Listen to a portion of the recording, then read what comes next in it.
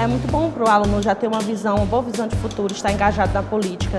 Isso é de fundamental importância. A cada concurso vencido, né, quando ela vai e conta como é que foi a experiência dela, todos os alunos que estão lá na escola e ficam ouvindo já despertam, né? A gente sente esse despertar no brilho do olhar deles, já é uma motivação para eles. É uma experiência única, uma experiência grandiosa. Com certeza vai marcar para sempre a minha vida. Tudo que eu vivenciei aqui são experiências que eu vou levar para a sala de aula, para que os alunos possam abrir a mente mais para a questão da política e perceber o quanto ela é importante para a região país, né?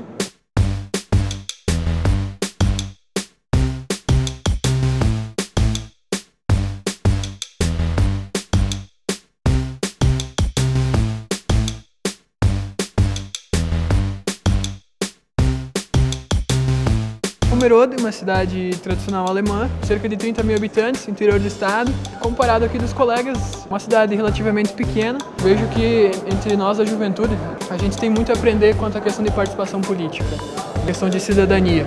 Não só nós jovens, mas também as pessoas que moram ali, todos os cidadãos, né? Nossa, aprendizados tamanhos. Assumir a responsabilidade de nós de fazer alguma coisa e ser a mudança que a gente quer ver.